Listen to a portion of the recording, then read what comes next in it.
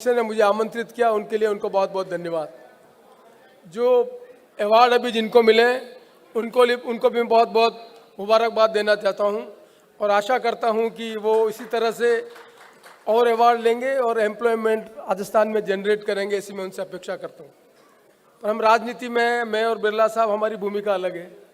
हम आज अध्यक्ष हैं और सरकार से जो इंडस्ट्री के आदमी हैं उनकी कुछ अपेक्षाएं होती हैं। हम जिस जगह पर बैठे हुए हैं उन चीज़ों को साम्य की दृष्टि से देख सकते हैं। सरकार की क्या बाध्यता है और एम्प्लॉयर की क्या बाध्यता है, उसको ठीक ढंग से हम समझ सकते हैं।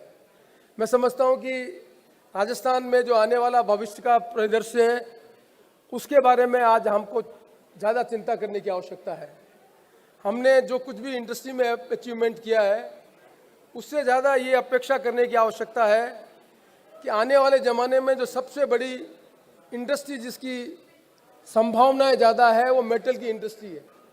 जैसे जैसे आईटी का युग आएगा, आईटी के युग में सबसे ज़्यादा किसी इंडस्ट्री की जो पोटेंशियल बढ़ेगा वो बढ़ेगा मेटल बेस्ड इंडस्ट्री। और राजस्थान उन सौभाग्यशाली प्रदेश में है जहां पर अंडरग्राउंड सबसे ज़्यादा मिनरल अवेलेबल है। और आपको जानकर आश्चर्य होगा, वेदांता की जो माइंस है राजसमंद के रेल मगरा में, पूरे दुनिया का सबसे ज़्यादा सिल्वर का डिपॉजिट कहीं अवेलेबल है आज की डेट में, तो वहाँ पर है। मैंने अनिल अग्रवाल जी से बात की, अनिल अग्रवाल जी की बात मुख्यमंत्री से भी करवाई और आज हमें कहने की स्थिति में है कि जो स्मेल्टर का प्लांट है जो लगा हुआ था हिंदुस्तान जिंक में, उससे बड़ा प्लांट आने वाले समय में कहीं लगेगा तो वो उदयपुर में लगेगा। और उन्होंने ये बात कही कि राजस्थान मिडिल ईस्ट की तरह प्रोस्परस होने की स्थिति में है। अब राजस्थान की जो संभावनाएं हैं उन संभावनाओं को देखने के लिए मैं समझता हूं कि आज के जितने हमारे एंटरप्रेन्योर्स हैं, मैं जैन साहब को बरसों से जानता हूं। मैं कोई 40 साल पहले एमएलए बन गया था 1980 में। मैं मोहनलाल सुखाड़िया जी, जैन साहब के इंडस्ट्री के प्रति कंट्रीब्यूशन, उसको मैं ठीक तरह से जानता हूँ। पर मैं इस बात से कहना चाहता हूँ कि इस राजस्थान में या देश में इंडस्ट्रियल डेवलपमेंट सरकार के भरोसे नहीं हो सकता। इंडस्ट्रियल डेवलपमेंट होने के लिए एंटरप्रेन्योर्स को कुछ रिस्क लेने की आवश्यकता है। वो रिस्क मॉडरेट रिस्क हो सकती है, वो रिस्क भविष्य के एक्सपेंशन की दृष्टि से हो सकती है।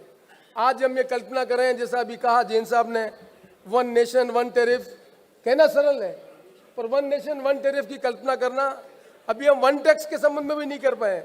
जीएसटी के संबंध में जो कल्पना की थी हमने कि वन टैक्स हम पूरे देश में लागू कर देंगे, जितने अमेंडमेंट आज हमें करने पड़ रहे हैं वो इस बात का प्रतीक है कि हम जिस तेज गति से आगे बढ़ना चाहते हैं उस तेज गति से हमारा देश दुनिया के दूसरे देश के साथ में कंपेयर नहीं किया जा सकता। ये होमोजीनियस कंट्री नहीं है। इस कंट्री में प्रोड्यूसर अलग है, इसके में सेलर अलग है। इस तरह से हम सोचने की कल्पना करेंगे तो हम समझेंगे कि जो कुछ भी हमने अचीवमेंट किया उस अचीवमेंट में आने वाले समय में एक बहुत बड़ा प्रश्न इंडस्ट्रीज के सामने खड़ा हो जाएगा। आने वाले समय में जो ग्लोबल मार्केट डेवलप हो रहा है उसमें कॉम्पिटिटिव मार्केट में यदि आपका प्रोडक्ट अच्छा नहीं है तो आप लंबे समय तक मार्केट में सस्टेन नहीं कर सकते।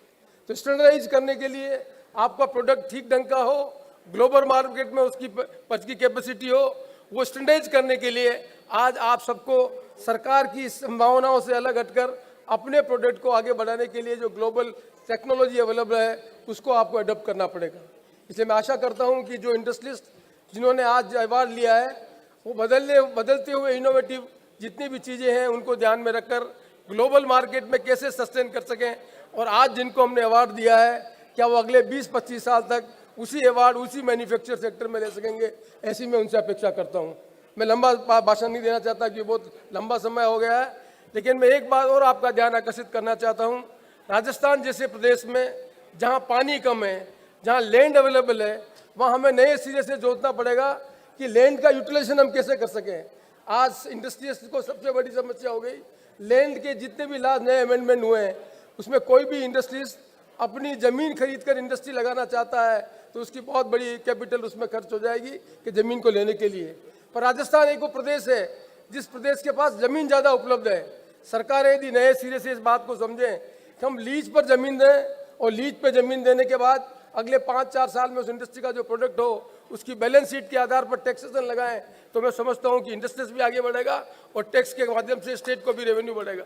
इसलिए नए सिरे से सरकारों को टैक्सेशन के कॉन्सेप्ट में बदलाव करने की जरूरत है। आपको याद होगा एशियाड शुरू हुआ था दिल्ली में, जब एशियाड शुरू हुआ था तब वहाँ पर होटल नहीं थी, तब वहाँ पर कोशिश की गई थी, वहाँ की जो लोकल बॉडी थी उन्होंने ज़मीन दी, लोगों ने होटल लगाई और वहाँ पर हमारा एशियाड का गेम शुरू हुआ था। और वो होटल आज में जगह पर उतनी बड़ी उनकी कीमत हो गई कि लैंड के कॉस्ट से भी ज़्यादा कीमत उस होटल की हो गई और उतना रेवेन्यू आज उनके कॉरपोरेशन में होना शुरू हो गया। राजस्थान में यदि नए सिरे से हम टैक्सेशन के बारे में सोचें और लैंड की जो अवेलेबिलिटी हमारे पास है उस लैंड को कन्वर्ट करें हम इंडस्ट्री डेवलपमेंट करने के लिए, तो मैं समझता हूँ कि इंडस्ट्रीज भी आएगी, एम्प्लॉयमेंट भी बढ़ेगा और लोगों को आगे बढ़ने की संभावना भी बढ़ेगी। एक बात कह के मैं अपनी बात खत्म करता हूँ। अभी रीट का एग्जाम हुआ था, ये सब आप सबको सोचने की आवश्यकता है। 30,000 अध्यापक की वैकेंसी थी बिरला साहब, और 25 लाख लोगों ने, नौजवान लोगों ने आज उसका नौकरी के लिए अप्लाई किया है। इसका मतलब लगभग 24 लाख नौजवान लोग आज नौकरी के लिए राजस्थान में घूम रहे हैं। उनको ये आशा है कि 24 लाख लोगों को रोजगार मिलेगा। सरकारी रोजगार की संभावनाएं ज़्यादा नहीं है। अब ये 24 लाख का जो मेन पावर है, जो जिस एज ग्रुप में है, उसको यदि प्रोडक्टिव में हम कन्वर्ट नहीं करेंगे तो लॉ एंड ऑर्डर की स्थिति पैदा होगी और आने वाले समय में जो हमारा वातावरण है उस वातावरण में अशांति पैदा होगी। इसलिए जो हमारे इंडस्ट्रीज जितने भाई बहन हैं उनसे मैं कहना चाहता हूं कि हम आगे के भविष्य की जो प्रश्न हैं उनके बारे में सोचें।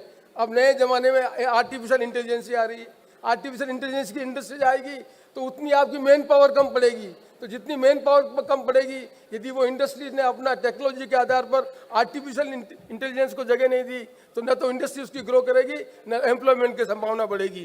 तो यहाँ पर हम कोशिश करें कि मैन पावर ट्रेन अवेलेबल हो। राजस्थान में जितनी भी इंडस्ट्री लगी है वो इंडस्ट्री अपने एंटरप्रेन्योर की क्षमता से लगी है, यहाँ की मैन पावर उपलब्ध नहीं है। जब पूरे हिंदुस्तान में 1980 में आईटी आ गया था, कर्नाटक और मद्रास के अंदर आईटी के बच्चे निकल रहे थे, तब राजस्थान के अंदर आईटी के सब्जेक्ट भी नहीं था। हमने 90 में जाकर आईटी स्टार्ट किया, 98 में जाकर स्टार्ट किया। 98 में आईटी की एजुकेशन राजस्थान में स्टार्ट हुई, 1980 में स्टार्ट हो गई बेंगलोर में और मद्रास के अंदर। आज सारे आईटी के क्षेत्र में साउथ इंडिया के आदमी टॉप पर है, हमारे आदमी हम टॉप पे नहीं है। हम खाली ये घोषणा कर सकते हैं, खुश हो सकते हैं, हम मारवाड़ी हैं, एंटरप्रेन्योर क्षमता हम है, ये रेलेवेंट था आज़ादी के बाद। पर इस नई सदी में जो चुनौतियां खड़ी हुई है उसमें इंडस्ट्रीज को सर्वाइव करने के लिए नॉलेज की आवश्यकता है, नॉलेज के साथ में अपने आप को अपडेट करने की आवश्यकता है। मैं आशा करता हूं कि इस तरह के अवार्ड आपको प्रेरित करेंगे टेक्नोलॉजी को बदलाव करने में, आपको इंडस्ट्री को सस्टेन करने में, और जो बदलाव हो रहा है उस बदलाव के माध्यम से इंडस्ट्री भी ग्रो करे, राजस्थान में एम्प्लॉयमेंट भी बढ़े और राजस्थान का रेवेन्यू बढ़े, ऐसी मैं अपेक्षा करता हूं। मैं एक बार पुनः आप सबको बहुत बहुत धन्यवाद देता हूं और आशा करता हूं आपके सहयोग से राजस्थान प्रगति के पथ पर बढ़ेगा। और आज आपने ओम बिरला जी को बुलाया, उनके साथ मुझे भी बुलाया, उसके लिए आपको बहुत बहुत धन्यवाद। नमस्कार।